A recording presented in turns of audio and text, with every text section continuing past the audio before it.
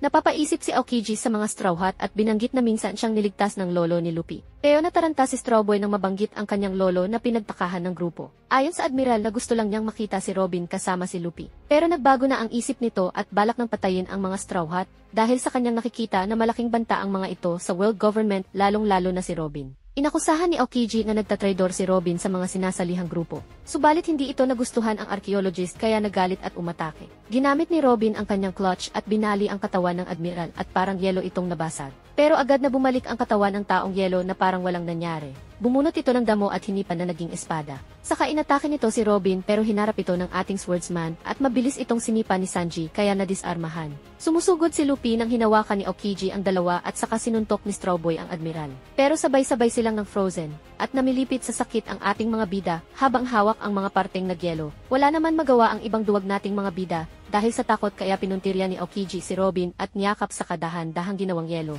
Nagalit si Luffy pero nairita si Aokiji rito kaya babasagin na lang si Robin pero mabilis na iiwas ni Straw Boy ang archaeologist kaya naisip ng Admiral na sipain ito. Pero to the rescue si Usopp na kinuha si Robin at si Luffy ang napuruhan. Pinag-utos ng kanilang captain na itakas ang hot chicks na agarang ginawa nila Chopper. Tumapang bigla si Nami at inatake ang Admiral pero nasalo lang ang baton at sinagi ang dalaga. Kaya nagalit sila Sanji at Zoro at sumugod pero pinigilan sila ng captain at binalak na labanan ng one-on-one si Aokiji. Bumalik sa barko ang tatlo para magpagamot kay Chopper kaya inutusan sila na magbabad sa dagat para matunaw ang yelo. Nagtalo si Usopp at Sanji sa pagsunod nila sa utos ng kanilang captain kaya inawat sila ni Zoro at sinabing pag natunaw na ang yelo ay babalikan nila si Luffy. Mukhang walang laban ang ating bida sa ice make ni Aokiji pero walang planong sumuko ito kaya sinipan niya ang Admiral at saka nagpalobo ng katawan. Nagpalipad dito sa ere sabay ginamit ang Gatling gun at nagpaulan ng suntok. Kaya nabasag ang katawan ng kalaban pero mabilis na bumalik sa anyo at niyakap si Luffy. Ginamit ni Aokiji ang ice time kaya mabilis na naging frozen meat ang ating bida. Winarningan niya si Luffy na napakadelikadong tao ni Robin kaya mag-ingat sila rito at saka sinipa ang yelo. Umalis na ang Admiral at dumating sila Sanji at Zoro at nakitang buo pa ang katawan ni Luffy. Paglabas ng isang kawatan ay mabilis itong sinuntok ni Luffy kaya tumilapon ito sa loob at nagulat ang mga kawatan. Tapos nakilala nila si Luffy kaya kabado 20 ang mga ito. Pero mayabang ang dambuhalang kawatan at pinagmalaki pa ang kanilang bilang. Kaya pinaulanan ni Luffy ang armor ng hambog ng suntok na hindi tumatama kaya pinagtawanan nila si Straw Boy. Pero hindi nila inaasahang mababasag ng ating bida ang kalasag at pinatalsik ang dambuhalang hambog. Sinubukan nilang linlangin ang ating mga bida at pinaputukan ng kanyon. Pero hiniwa lang ni Zoro ang mga cannonball at pati ang kanyon na solid steel. Kaya nagpanik sila dahil malakas pala ang Straw Hat at nagtakbuhan para tumakas. Pero hindi sila hinayaang parang pusang tumakas ni Sanji at sila ay pinagsisipa pabalik. Tapos dumagdag pa si Chopper na sinuwag sila, kaya isa-isang naglanding gamit ang ulo. Nagmakaawa ang leader sa Straw Hat sa pag-aakalang yung pera lang ang habol nila Luffy. Kaya sinapak ito ng captain dahil ang pananakit nila kay Usopp ang dahilan kung bakit sila galit at gustong manakit. Kaya wala nang no choice ang mga kawatan kundi lumaban at nagpaputok sila ng kung ano-ano. At nilabanan ang Straw Hat ng sama-sama hanggang sa nagkaroon ng malakas na pagsabog na nakita pa ni Frankie. Kaya naisip nito na lubusang nagsasaya lang ang kanyang mga bataan. Hanggang sa huli natalo ng ating mga bida ang mga kawatan at ginamot ni Choppy si Longnose. Tapos tinawag ni Sanji ang captain na malalim na nag-iisip. Sinabi na ni Luffy ang kanyang desisyon na palitan na nila ang Going Merry. Habang pinag-utos ni Luffy na walang makikialam sa kanilang duelo ng tropa. Habang si Usopp ay desidido na harapin ang kanyang former captain. Nag-umpisa si Longnose ng kanyang mga kasinungalingang atake, pero dahil hindi siniseryoso ni Usopp kaya sumugod na si Luffy. Pero biglang umakting si Usopp na nagsuka ng dugo kaya natigilan si Luffy. Pero ketchup lang pala at ginamit ni Longnose ang flash dahil na kinabulag ni Straw Boy. Sa kanya tinirador ng bugok na itlog si Luffy ng ilang beses kaya nandiri ito. Tapos tinirador niya ng tabasco ang bibig ni Luffy at nagliyab sa anghang. Hinagisan pala ni Usopp ng barbed wire ang paligid kaya nang mapaupo si Luffy ay nangatusok ito at napasigaw sa sakit. Bumangon si Luffy pero tinira siya ng paminta powder ni Ilong Ranger. Kaya nabahing ito habang paulit-ulit na natusok sa barbed wire. Matindi ang parusa ang pinararanas ni Usopp sa former captain tapos tinira pa ito ng shuriken nang paulit-ulit at hirap na umilag rito si Straw Boy. Hanggang sa napagtanto ni Luffy ang gas sa paligid na nanggagaling sa dahyal, kaya tinira siya ni Usopp ng Flame Star at sumabog ang paligid. Kaya nag-alala ang Straw Hat dahil sa away ng dalawang kaibigan. Samantala maayos naman ang lagay ni Luffy at nakahiga lang ito habang inaalala ang masayang nakaraan nila ng tropa. Habang si Usopp ay nakaupo lang at iniisip din ang kanyang pare.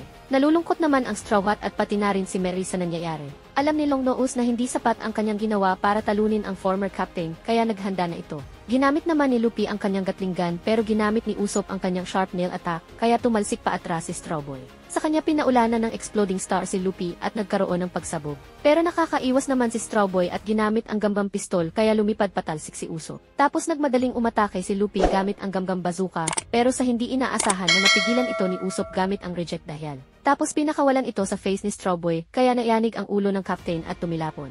Ramdam ni Usopp ang impact habang sinasabing hindi raw ito papatalo. Pero mabilis na nakarecover si Luffy at pinahaba ang kamay tapos pinakawalan ang kanyang gambang pistol na tumama sa sikmura ni Usopp at ito ay natalo. Bulagta si Usopp nang iniwan siya ni Luffy at sinabing kay Usopp mapupunta ang Going Merry dahil kukuha na lang raw sila ng bagong barko. Tapos tinawag ni Franky si Luffy na pinagtakahan ng ating bida. Sabi ni Nami na Franky ang tawag ng mga tao rito kaya uminit ang ulo ni Straw Boy dahil ito ang nanakit kay Usopp kaya nagpakilala ito kay Bikini Boy. Nagumpisa na ang laban ni Luffy at Franky at nagbuga ng apoy si Bikini Boy. Kaya nagtakbuhan ang mga tao, kasama ang yagara nila Luffy at naisip nila na isa itong Devil Fruit user. Tumalon si Bikini Boy sa dagat at nagtaka sila kung bakit ito tumalon sa dagat malulunod raw ito. Nang inatake sila ni Franky mula sa ilalim ng dagat kaya hinarap na lang ito ni Luffy. Pero sinuntok ni Franky si Luffy at humaba ang braso nito at pumakat si Straw Boy sa pader. Kaya naguluhan sila kung anong klaseng nilalang ang kalaban.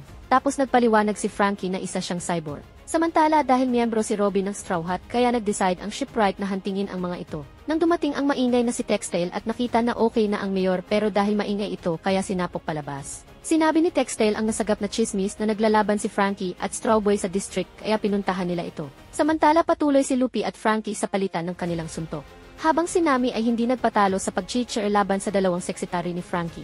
Tinutukan ni Bikini Boy ng kamay na naging kanyon si Luffy at nagpaputok pero nailagan ito ng ating bida at saka sumipa na nasalag ni Franky. Nang biglang may sumapak kila Luffy at Franky kaya parehas na bumalandra. At ito pala ay ang mga shipwright na balak na bumawi sa Straw Hat kaya nag-celebrate ang mga tao. Akala nila na inaawat lang sila ng mga shipwright pero inakusahan si Luffy na kasangkot sa pamamaril sa mayor na tinanggi ni Luffy. Pero hindi pinaniwalaan ito ni Polly at ginamit ang kanyang lubid para sakalin si Straw Boy at ito ay hinila pataas at binalibat. Pero sabi ni Franky na wag makialam ang shipwright dahil siya raw ang tatapos kay Luffy. Subalit nag-battle mode ang mga shipwright kaya naguluhan si Nami. Bumangon si Luffy at binaril ito ni Lulu at nakitang walang talab kaya sinipa ito ng shipwright at tumalsik. Samantala pinagbabaril ni Franky si Polly pero sinugod siya ni Kaku. Kaya tinutukan niya ito pero pinalo siya ni Textile at naka-home run tapos hinawakan ito ni Kaku at sinuplex. Pinaulanan ni Lochi si Straw Boy ng suntok habang dumidepensa lang si ang atib bida at nakatikim ng malupit na atake mula kay Lochi. Ayaw silang labanan ni Luffy dahil wala raw siyang ginawang masama. Kaya sabi ni Polly na si Robin ang bumaril kay Iceberg na miyembro ng Straw Hat na kinagulat nila. Binihag ng mga mamamayan si Nami kaya nagalit si Luffy dahil wala raw silang kasalanan at hindi magagawa ni Robin ang paratang.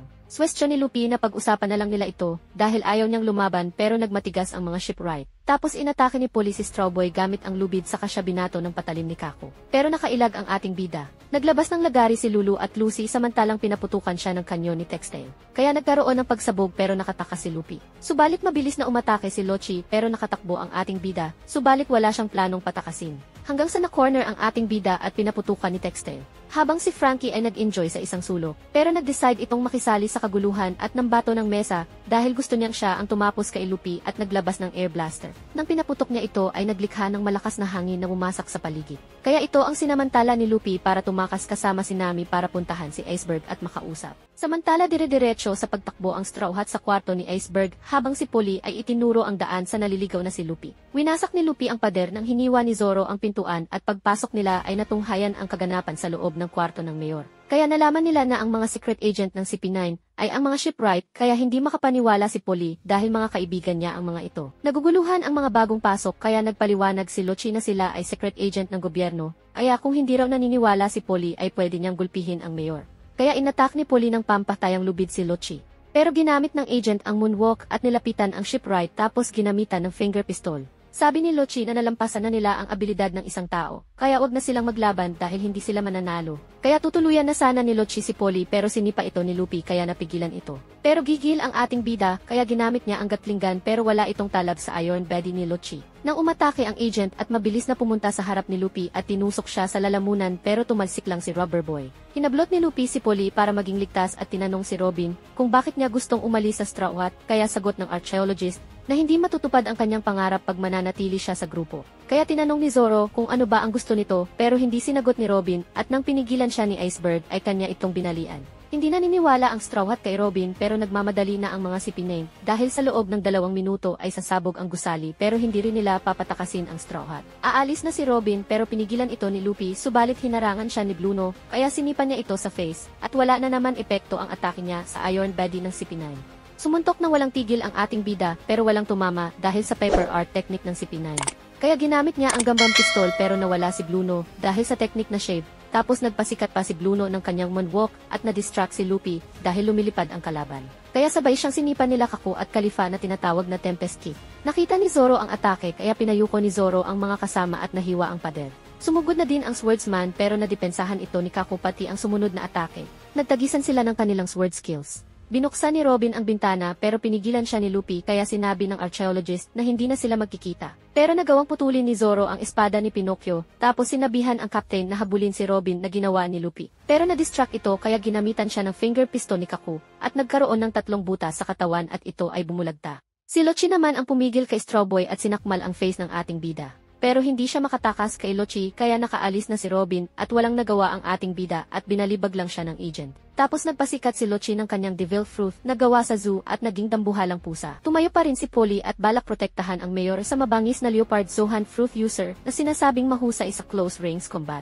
Nang marinig ni Kalifa ang mga paparating na tanod kaya ginamit ni Lochi ang kanyang Tempest Kick at nahiwa ang buong gusali kaya napitpit ang mga tanod. Mababagsakan ng bato si Nami pero to the rescue si Chopper at tinulak ang dalaga kaya si Choppy ang natuluyan.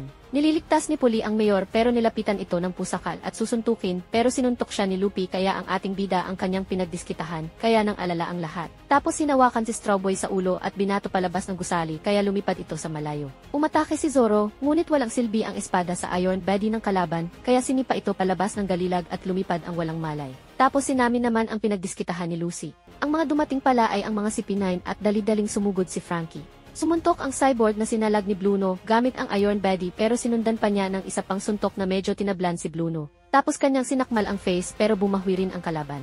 At nagtagisan sila ng grip at nagawang iangat ng cyborg ang kalaban at lamutakin ito. Kaya siseryosohin na ni Bluno pero pinigilan ito ni Lochi at sinipa si Frankie kaya tumalsik. Nagpakilala si Lochi na sila ay mga secret agents ng CP9 at kinukuha nila ang blueprint ng Pluton. Pero umatake ang cyborg na mabilis na naiwasan ni Lochi tapos mabilis na nagpunta ito sa harapan ni Frankie at pinatalsik ito sa pader na pinag-alala ni Usopp. Nakita ng CP9 ang silyadong kwarto na nawasak at kanila itong pinasok at nakita ang pangalan ng 3 shipwright. Kaya sinugod ito ng cyborg, pero ginamitan siya ng matalim na latigo ni Kalifa na pati si Usopp ay nasaktan sa kanyang nakita. Sabi ni Lochi na alam nito ang malaking kasalanan ni Frankie, kaya may nangyaring masama kay Tom kaya nagalit rito si Frankie pero sinipa lang siya ni Lochi. Sabi ni Lochi na may kaso si Frankie dahil sa ginawa niya kay Spandam kaya inaaresto nila ito. At pinag-utos ni Lochi na ipakausap ni Bluno ang kanilang superior, at nang magsalita ito ay si Spandam pala ang nasa kabilang linya. Tuwang-tuwa si Spandam dahil makakabawi rin siya kay Frankie, at pagwasiwas niya ng kanyang espada ay tumama sa kandila at siya ay napaso. Ginapos nila ang cyborg at binitbit paalis kaya naglaban si Usopp pero nang tignan ito ni Lucy ay natakot si Longnose at humingi ng tawad. Samantala ay nag-iisip si Sanji ng strategy nang makita siya ng Marine kaya agad niya itong sinipa. Ngunit to the rescue ang mga men in black at tinutukan si Sanji na pasimpleng naglalakad. Nagyosi muna ito nang magsalita si Jerry na isa raw boxing champion. At agad na nagpaulan ng suntok kay Sanji pero tumalon ito sa kanyang likod kaya ang mga kasama ang napuruhan. Para magkasya sa cabin ay nag-yoga sit ang weirdo tapos nagpaikot-ikot na sumipa kay Sanji. At sa pangalawang pagsipa ni Jerry ay tumalon si Sanji at nag-counter-attack at pinatulog ang weirdong lalaki kaya natakot ang mga men in black. Kaya pagtingin dito ni Nami ay nakita niya na ito ay ang kanyang idiot na captain. Kaya tumakbo ang navigator at tumalon sa mga gusali para malapitan ang captain, na hindi alintana ang paparating na dambuhalang alon. Kabado naman ang mga tao sa ginagawa ni Nami tapos nakita ni Chopper ang figura at napagtanto na ito ay si Zoro, kaya mabilis niya itong pinuntahan para iligtas. Paparating na ang Aqua Laguna kaya nababahala na ang lahat. Nang nalapitan na nila Chopper at Nami ang dalawang idiot ay sumigaw si Nami na binubuwis ni Robin ang kanyang buhay para sila ay maligtas kaya nabuhayan ng lakas ng loob si Luffy. Pinapakawala ni Chopper si Zoro nang makita niya ang tsunami at ito ay natakot. Nang maramdaman ni Zoro ang kanyang espada kaya hiniram niya ito kay Choppy. Tapos dumating na ang Aqua Laguna at nabahala ang lahat pero buti na lang at nagawa ni Luffy na wasakin ang gusali at mabilis na humawak sa mataas na gusali. Nagawa naman hiwain ni Zoro ang Chani habang ang captain ay hinawakan si Nami tapos pumunta sa taas. Tapos nagpalit anyo si Chopper sa kadinala si Zoro at tumakbo ng mabilis. Patuloy si Luffy sa pagtakbo hanggang makarating sa ligtas na lugar at ganun din sila Chopper. Hanggang sa akala nila na nakaligtas na sila. Subalit nahagip pa rin sila ng pangalawang alon at buti na lang to the rescue, si Polly gamit ang kanyang lubid at hinila ang mga ito kaya nakaligtas sila. Tapos nagtakbuhan sila paakyat ng paparating na naman ang isa pang tsunami. Samantala pumasok si Sanji sa sumunod na kabin at pasimpleng naglakad pero sinita siya ng isang marine kaya sinipa niya ito. Kaya napagulo siya sa mga men in black at isa-isa niyang ginulpi ang mga ito at pinatulog. Tapos nakita niya sila Usopp at Frankie na nakasako pero nakita siya ng kambal na bantay at inatake siya kaya naputol ang kanyang yosi. Nainis si Sanji at sinipa ang mga ito at tumagos ang mga ulo ng mga ito sa bubong. Laking tuwa niya nang makita niya ang mga transponded Snail dahil matatawagan na niya si Nami. Nang magsalita si Frankie at nagpakilala kaya sinipa niya ito dahil ito ang leader ng mga kawatan na nanggursunada kay Usopp pero umawat si Longnose dahil bagong bestie na niya ito. Sabi ni Frankie na pasalamat daw ito kasi nakatali siya tapos nagtalo sila at nakagawa ng malakas na ingay. Kaya narinig sa kabilang cabin tapos na alerto si Tibon. Samantala pinaputukan ng mga shipwright ng cannon gun ang tsunami pero wala itong silbi kaya nagpasikat ang Frankie family at ginamit ang dambuhalang kanyon pero wala din silbi kaya inulit-ulit nila ito. Dumating sila Zoro at sinabi na ipagpatuloy lang ang pagpapaputok tapos sabay na nagpakawala ang dalawa ng malupit na teknik kaya nagkaroon ng pagsahbog na bumuta sa Aqua Laguna at namangha ang lahat sa Straw Hat. At saka sila nakalusot rito at nalampasan ang tsunami kaya tuwang-tuwa sila Luffy. Habang naghahanap sila Captain Tibon ng mga intruders. Umatake ang isang men in black pero pagbukas ng pinto ni Sanji ay nahulog ito sa dagat. Tapos isa-isang ginulpi nila ang ibang men in black na nasa loob ng cabin. Pinagbabaril nila ang cyborg pero wala itong talab kaya binunot ni Frankie ang upuan at binato sa men in black. Nagtataka si Usopp kaya tinusok niya ang wetpo ni Frankie pero nasaktan ito dahil hindi pala bakal ang likod at sa kanya pinakita na kola ang kanyang baterya. Pagpasok sa susunod na cabin ay nakita nila ang isang weirdong kusinero na nagro-roller skate. Sabi ng weirdo na igagawa sila ng ramen kaya kumuha ito ng harina at minuya at pinalabas sa ilong ang noodles. At saka inabot sa kanila pero tinanggihan nila ito dahil may kulangot raw ang sabaw. Ayaw na nila ito pansinin at aalis na lang nang nag-change outfit ang kalaban at nag-aya ng away. Kaya pinagbabaril ito ni Frankie pero hindi tumama tapos nang inis pa ito. Kaya napikon sila Frankie at Usopp pero inawat sila ni Sanji dahil siya na raw ang bahalang magturo rito ng table manners. Sinipa ito ni Sanji pero mabilis na nakaiwas dahil sa roller skate. Pinaalis na ni Sanji ang dalawa para iligtas si Robin. Pero muling kumain ng harina ang dugyot na chef at minasahe ang kanyang pisngi tapos suminga ng matatalim na noodles papunta kila Frankie at Usopp. Kaya dali-daling inatake ni Sanji ang dugyot na chef na agad na nailagan at nagkaroon ng tsansa ang dalawa na umalis. Dali-daling sumugod at sumipa si Sanji pero mahusay sa pag-ilag ang kalaban kaya paulit-ulit na sumipa ang ating bida pero malikot talaga ang kalaban. Sabi ni Sanji na nagmamadali siya at walang time na makipaglaro sa matanda kaya nagseryoso na ang marino at ginamit ang kanyang slicer. Tapos nagpakawala ng mainit na sipa. Nailagan ito ng ating bida at pinadugo ang ilong ng kalaban kaya umiyak ito dahil nailang lang raw ito sa kilay ni Sanji na kinagalit ng kusinero. Muling kumain ng harina ang dugyot na chef at binunot sa ilong ang noodles na ginawa niyang combat uniform. Kaya nagalit ang ating nidang kusinero sa kadugyutan ng matanda sa pagkain. Sumuntok ang dugyot na chef pero masyado itong mabagal kaya nakailag si Sanji. Pero muli itong sumuntok pero sinabayan ito ng sipa ng ating bida pero na-stuck ang kanyang paa sa noodles kaya hinampas siya ng kalaban sa paligid.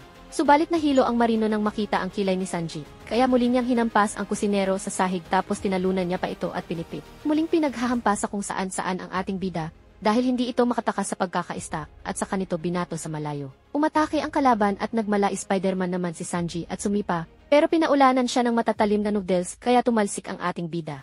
Sa pagkakataong ito ay nagpaka-chef na si Sanji at humawak ng kutsilyo, at nang umatake ang kalaban ay pinaghihiwan niya ang mga noodles at nilagay sa plato. Sabi ng kusinero na siya naman ang magpapakitang gila sa pagluluto. Samantala dahil putol na ang mga kamay ng combat armor ng dugyot na chef, kaya sinipa niya si Sanji pero nagpakita ng knife skill ang ating bida, at pinaghihiwa nito ang kalaban hanggang sa mahubaran ang marino. Samantala nagagalit si Nero dahil nakahiga lang si Frankie. Kaya bumangon si Frankie at nag-change form sa isang centaur pero nagalit si Nero dahil baliktad ito. Samantala tuluyang sinira ni Sanji ang combat uniform ng kalaban at sa kanito binalik ang kitchen knife. Pero muling umatake ang kalaban kaya mabilis na nag-counter-attack ang ating bida at pinagsisipa ang nakakainis na dugyot na chef na nagtatrash talk kay Robin. Sabi ng kusinero na hulmahin niya raw sa sipa ang face ng kalaban pag hindi ito tumigil. Pero nagpatuloy pa rin ito kaya muling pinagsisipa ni Loverboy ang marino. Nang walang tigil ang nagpatilapon rito sa malayo. Inalala ng matanda ang kanyang face at kumuha ng kawali para manalamin. Pero nagalit ito sa ginawang makeover ni Sanji, kaya balak na itong tapusin ng ating bida. Samantala hinarap ni Frankie ang bagong recruit ng CP9 na si Nero ang taong pusa, at habang nag-uusap sila ay ginamitan ng forbidden trick ang kalaban tapos binigyan ng malakas na suntok ang agent na nagpangiwi rito. Samantala sumugod si Nero pero agad itong sinuntok ni Frankie. Pero mabilis pala ang bagong recruit at nakapag-counter ng Tempest Kick na tumama sa cyborg. Pero hindi nasaktan si Frankie at nagbuga pa ito ng apo. Habang nagpaulan si Frankie ng pako pero inilagan ito ni Nero gamit ang moonwalk. Nang tumakbo si Frankie at nagpahabol tapos pinagbabaril niya ang kalaban pero nawala ito at binaril si Frankie sa likod. Nasaktan si Frankie kaya napagtanto ni Nero ang kahinaan ni Frankie na gumanti ng baril. At ginamit ni Frankie ang kanyang forbidden technique para ma-overcome ang kanyang kahinaan. At tumalon ang kalaban papunta sa dagat pero ginamit nito ang moonwalk at hindi nahulog. Kaya muling sumugod si Frankie at nagsabayan ng atake. Pero walang nasaktan kaya nagtaka sila sa kakayahan ng isa't isa. Samantala mukhang nagugulpi si Frankie sa bagong recruit ng CP9 at pinagbabaril pa siya nito. Kaya muntik nang mahulog si Frankie sa kanyang pag-ilag. Tapos tinapakan ni Nero ang kamay ng cyborg, subalit umaarte lang pala si Frankie at tumambling para mahawakan ang kalaban. Kaya sa sitwasyon ng agent ay wala na itong takas. Sinabi ni Lupi na may train na nakaharang sa kanilang dadaanan at kanila itong tinignan. Pero nakita nilang may mali rito kaya nagpatalsik si Lupi at tinignan ang train. Tapos nilibot ni Lupi ang tren kaya siya ay pinagbabaril. Nang malaman na wala roon sila Sanji ay lumabas ito at sinabi sa mga kasama habang binabaril. Kailangan nilang tanggalin sa landas ang mga cabins, kaya inutusan ni Lupi si Zoro na hiwain ito. Pumunta sa harapan ang swordsman at ginamit ang kanyang sword draw technique na humiwa sa gitna ng mga cabins at bumalik na si Lupi sa Rocketman. Kaya nagtaka sila na ganun pala kalakas si Zoro, pero hindi pa siya ang captain. Samantala nakita ni Zoro ang Seeking na nahiwa sa kalahati at naisip ni Lupi na i-barbecue ito habang sinuot ni Zoro ang kanyang bandana. Naramdaman ni Zoro na meron isang matinding swordsman na kanilang haharapin. Samantala si Tibon ay tumatakbo sa Riles at hinahabol ang tren para ma-rescue ang kanyang mahal na tauhan. Nang mapansin nito ang paparating na Rocketman at nakita ang seryosong si Zoro. Nabahala ang Frankie family nang makilala ang lalaking nakatayo na tinaguri ang ship is Slasher, kaya naghanda sila. Pero pinigilan sila ni Lupi dahil si Zoro na raw ang bahala rito. Pinapaalis ng ating bidang swordsman ang Marino pero mas piniling maglaban ni Tibon. Sumugod ang Marine at ginamit ni Zoro ang kanyang Bull Demon technique at nagsabayan ang dalawa ng kanilang malupit na technique. Nagawang wasaki ng ating bida ang atake ng kalaban at mabilis itong hiniwa. Nakita nilang nahulog ito sa dagat kaya nagdiwang ang mga to. Samantala patuloy sa reklamo ang dugyot na chef at kumuha ng butcher knife na mailason at sumugod kay Sanji. Pero mabilis na sumipa si Sanji kaya tumalsik dire-diretso sa kabilang kabin ang dugyot na chef at nakita ito ng grupo nila Lochi. Tapos payosi-yosing lumapit ang ating bida. Samantala tatapusin na ni Frankie ang walang palag na si Nero. Tinanggal niya ang kanyang guantes at nakita ni Nero ang Iron Fist at ito ay natakot. Pinatikim ni Frankie ang kanyang ultimate hammer at bumaon ang ulo ng CP9 sa bubong. Tapos nag-collapse ang bubong kaya nahulog sila sa kabin nila Lucci habang wasak ang muka ng taong pusa. Tumayo ang apat na CP9 kaya sinipa ni Frankie si Nero papunta sa kanila. Gigil na si Sanji habang si Frankie ay naghahanda ng makipagbakbakan. Bumangon si Nero kaya tinanong ni Lucci kung sino ang talunan. Sabi ni Kako na ito ay ang bagong recruit na si P9. Balak pang lumaban ng taong pusa pero nilapitan siya ni Lucci at binigyan ng 3 segundo para tumakbo. Kaya sinubukang tumakas ni Nero pero mas mabilis si Lucci at ginamitan niya ito ng finger pistol. Dahil isa raw itong mahinang nilalang para maging si P9. Sabi ni Lucci na mali ang gagawin nila Sanji na pagliligtas kay Robin dahil mas nararapat daw na mamatay na lang ang hot chicks. May kakayahan raw si Robin na i-revive ang Pluton na kayang wasakin ang buong mundo. Kaya nagalit si Sanji at sinipa si Lucci pero walang hirap na sinangga ito ng CP9 at tinulak ang kusinero. Nang marinig nila ang boses ni Usopp na pinipigilan lumabas si Robin. Tapos lumabas ang archaeologist kaya kinilig na naman si Loverboy. Ginamit ni Robin ang kanyang ability at hinagi si Usopp kay Sanji dahil ayaw sumama ng hot chicks. Pero sabi ni Usopp kay Frankie na i-detach ang cabin dahil tatakas raw sila. Kaya ginamit ni Longnose ang smoke screen tapos binalot ng usok ang paligid. Sa kanya hinablot si Robin at tinakas tapos dinetach ang cabin. Habang nabawi na nila si Robin pero ginamit ni Khalifa ang latigo para kumapit sa cabin. Tapos hinila ito ni Bluno dahil wala silang planong patakasin ng CP9. Sinipa ni Sanji si Bluno pero sintigas ng bato ang katawan ng agent. Pinalakas pa ni Sanji ang puwersa ng kanyang susunod na atake at pagtama nito ay medyo nasaktan si Bluno. Pero hindi sapat para mapabitaw sa pagkakakapit ang kalaban. Samantala umalma na si Robin at hinawakan si Usopp at binalian. Kaya nagulat sila Frankie at si Loverboy na sinamantala ni Kaku at sinipa si Sanji kaya tumilapon. Nag-decide si Frankie na patakasin ang Straw Hat at winasak ang cabin para matanggal ang kapit ni Bluno. Tapos napunta si Frankie sa cabin ng mga CP9 at sinabi na tumakas na ang Straw Hat. Pero umalma pa rin si Robin at sinabing hindi siya tatakas. Tapos ginamit ni Bluno ang kanyang abilidad kaya napunta ito sa likod ni Sanji. Tapos bumawi si Bluno ng Tempest Kick sa pagsipa sa kanya ni Sanji kaya tumalsik ang kusinero. Lumakad pa palapit ang agent kay Robin pero pinigilan ito ni Usopp nang bigla itong nawala at lumitaw sa likod ni Longnose. Paliwanag ni Lucci na kaya ni Bluno na gumawa ng pinto sa hangin kaya hindi sila makakatakas. Tapos biglang nasaksak na lang si Usopp at hawak na ni Bluno si Robin. Lumapit si Longnose kaya muling ginamit ng agent ang finger pistol na tuluyang nagpabagsak sa ating bida. Nagalit si Sanji at sinipa ang agent at dahil sa iron body ay wala itong talab. Kaya hinawakan ang paa ni Sanji sa siya hinampas. Pinigilan na ni Robin ang si P9 sa pananakit at nagkusa ng umalis. Pero sabi ni Usopp kay Robin na magtiwala lang ito kay Luffy kaya sinipa ni Bluno si Longnose. Si Sanji naman ang pumigil pero sabi ni Bluno na hindi tatalikod si Robin sa kasunduan. Dahil alam nito ang kayang gawin ng Buster Call na umasak sa isla nila Robin. Tapos saka ito umalis pero pinahabulan pa ito ng isang sipa ni Sanji pero tuluyan nang nawala ang kalaban. The One Piece is real! To see more, just press the subscribe button to be notified by YouTube.